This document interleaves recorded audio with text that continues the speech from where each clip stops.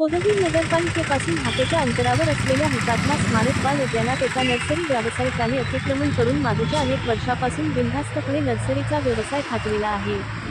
तर हुतात्मा स्मारक उद्यानाची अतिक्रमित जागा तात्काळ अतिक्रमणमुक्त करून संबंधित नर्सरी व्यावसायिकाकडून अनेक वर्षाचे भाडे नगरपालिकेने वसूल करावे, अशी मागणी पालिकेच्या मुख्याधिकारी व प्रशासकाकडे निवेदनाद्वारे करण्यात आली आहे। उदगीर नगरपालिकेच्या समोर हुतात्मा स्मारक बाल उद्यान आहे। या बाल उद्यानातील सुमारे 4000 स्क्वेअर फूट जागेवर एका नर्सरी व्यावसायिकाने अतिक्रमण करून बिनधास्तपणे अनेक वर्षापासून नर्सरीचा व्यवसाय थाटला आहे।